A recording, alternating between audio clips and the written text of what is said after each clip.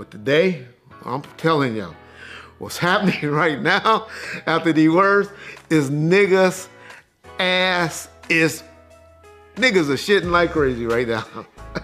People are going worry. Every time their door knock or the phone ring, is that the police? Are they coming? Or they calling? They want me to come? Because you're gonna have two type of people that's the law enforcement gonna be contacting now. They were gonna be contacting victims, meaning some of these men that laying up there with their wives and acting like they're gonna be getting contact. Some of them done did some heterosexual stuff. Some of them done did some gay stuff. But they're gonna be getting contact. But more importantly, who's gonna be getting contact? It's victims as well. Well, I talked about the victims. It's suspects. People that were doing shit with him at the Diddy parties. And so, man, there's only one person that I'm worried about that's been bragging about and used to brag about going to Diddy parties. That I hope they don't contact him in the month of, well, I hope they never contact him. But definitely not from April and May. And hopefully we make it to June. I hope like hell they don't contact him because y'all know I'm a major Laker fan. The allegations against Sean Puff Daddy just keep getting more and more twisted every day. But there's one guy who saw it all coming, like a modern-day Negro Damus. That's rapper 50 Cent, Diddy's arch nemesis, who has been on his trail for years, trying to get the media to see the music mogul for who he really is. The nigga Puff was like, yeah, like first he was amping him to get style. Then he was like, so when we gonna get the chance to, to kick it, like we could just hang out, nigga. We gotta kick it. This is Puff. Okay. He telling me we gotta kick it and shit. And he was like, yo, why don't we like go shopping or some shit? I mean, like I pay for it. And I was like, what the fuck this nigga just say?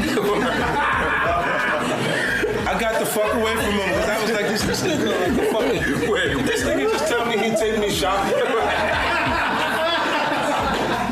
And this is shit that goes on. But there's a little fruit pop. It's a fruit pop. It's a fruit pop. Trust me. You see these little weird ass pictures and shit like that out there. You sit out there for no reason. Like, you don't see accident pictures of me like kissing niggas. Like that doesn't happen by accident. You know what I'm saying? Like I'm telling you. If y'all go around and ask 50, the allegations against Diddy are only shocking for people outside of Hollywood. Every major celebrity and big level exec already knew that Diddy was up to no good. Not that they cared, though. They were all part of his infamous sex ring, too. Going on, and you stay so active on social media.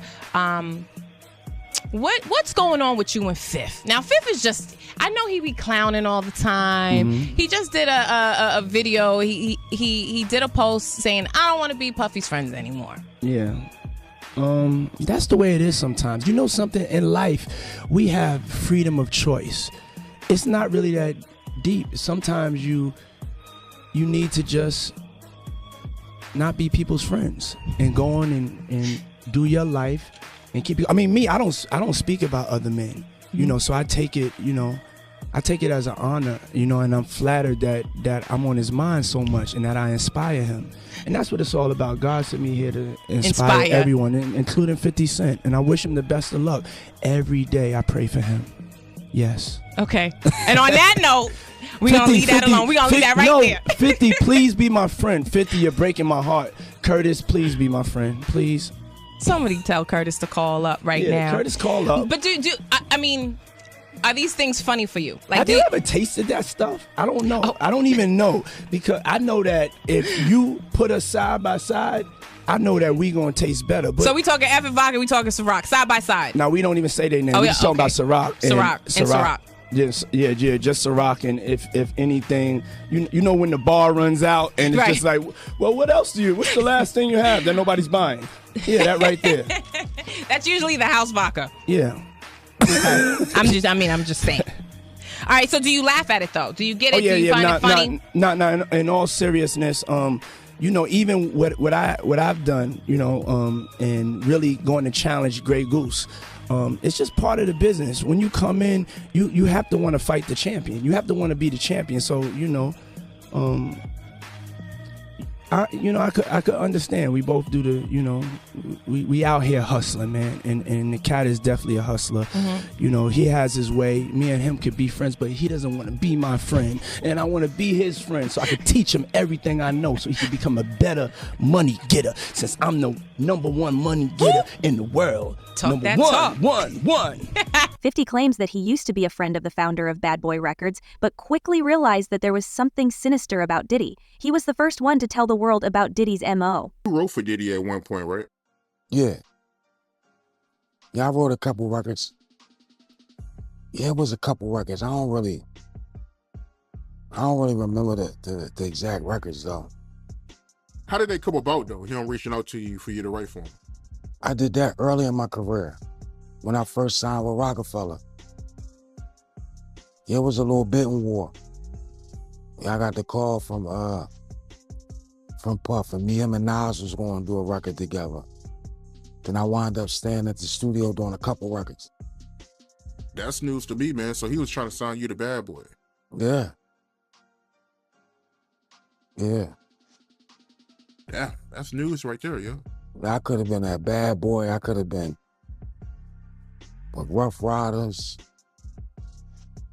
Couple spots. Why didn't you sign a Bad Boy? I was already committed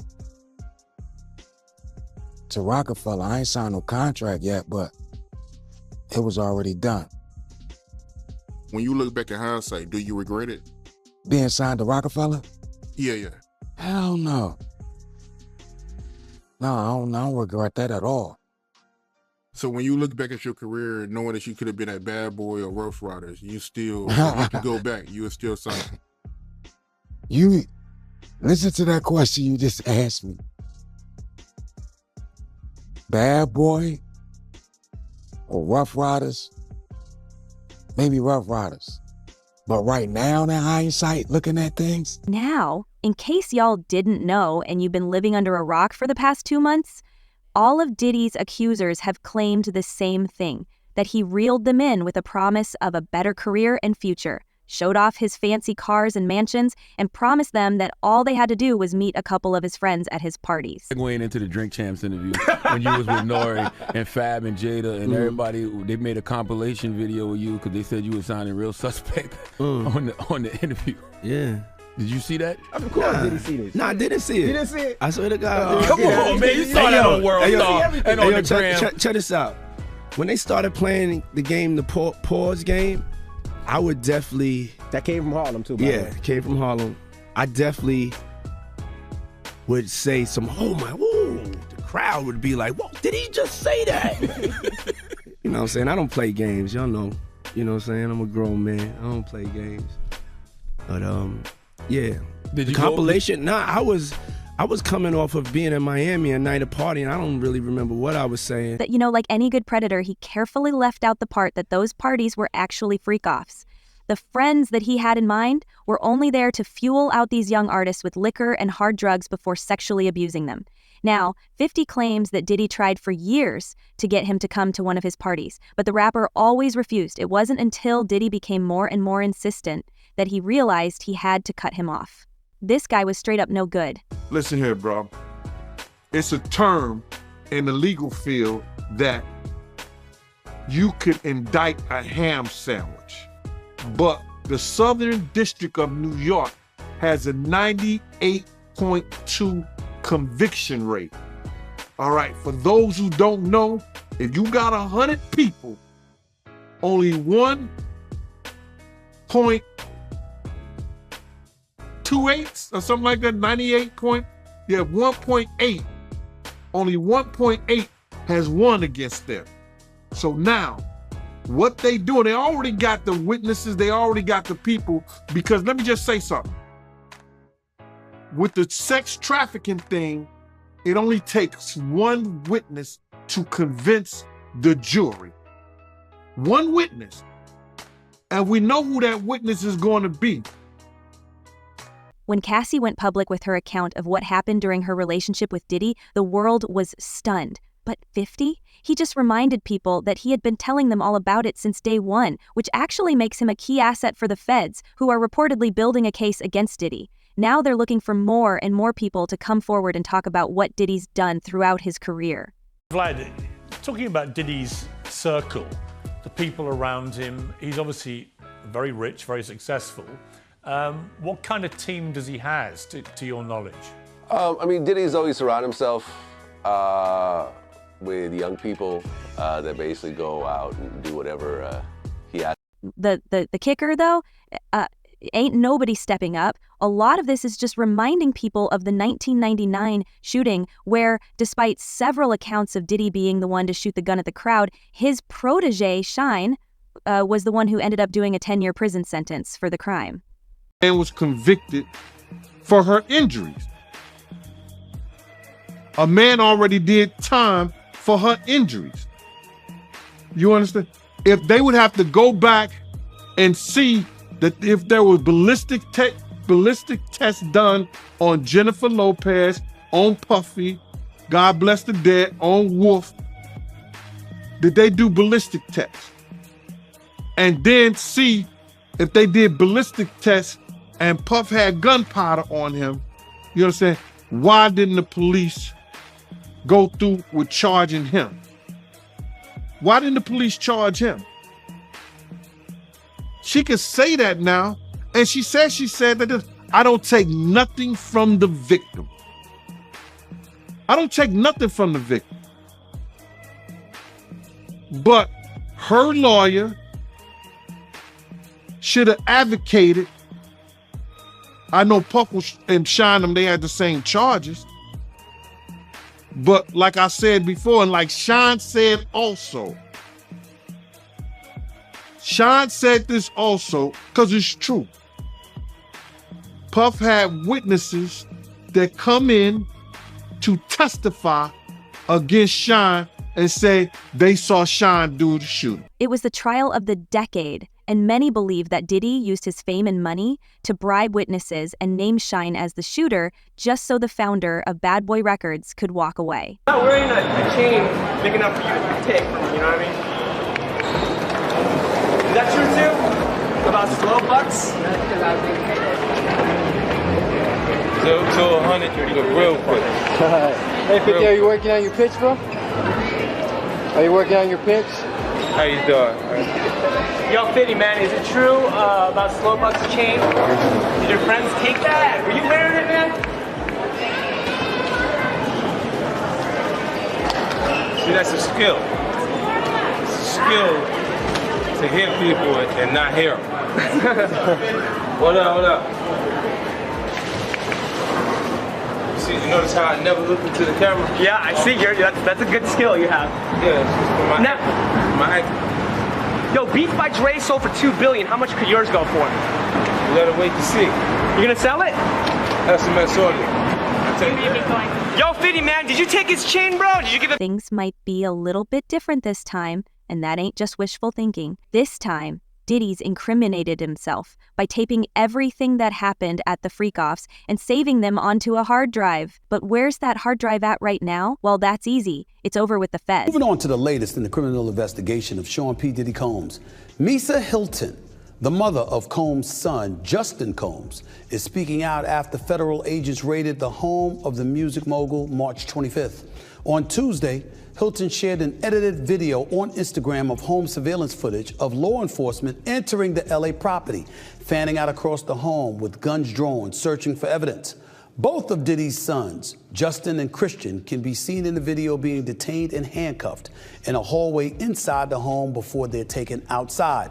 Hilton claims her son has hired an attorney to investigate, quote, the excessive use of force and vowed to fight for justice utilizing every imaginable resource. Good luck with that.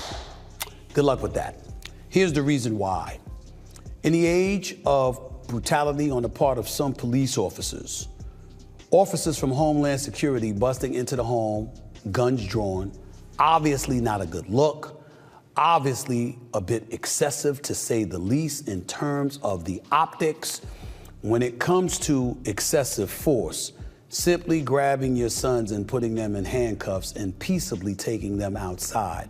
In an age and a day where unarmed black men have been shot and killed, at the very least assaulted on several occasions, this doesn't meet the standard. So good luck with that. Knock yourself out. That's not the story. The story here is, what were they looking for? None of us know. P. Diddy, rumors of sex trafficking and what have you.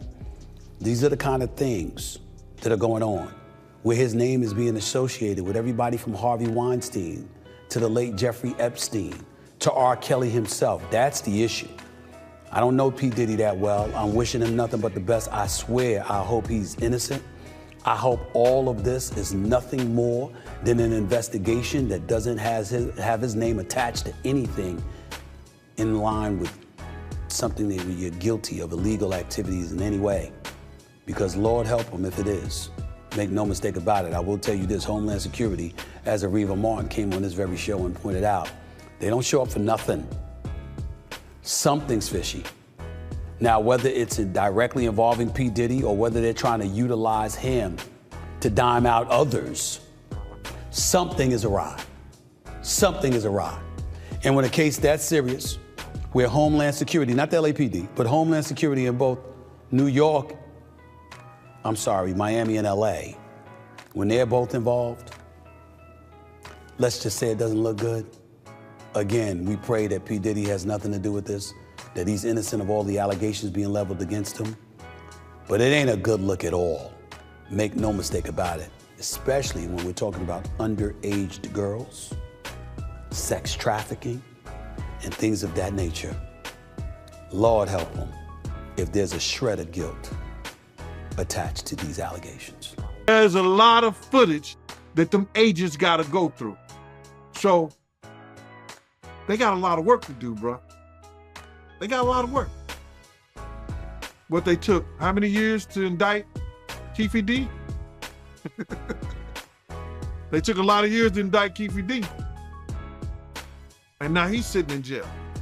So they got a lot of work to do, bro. And it ain't gonna happen overnight. So I would think that probably in the next two months or so, you might be looking at something, bro. And you said that Diddy, he got over 250 cameras?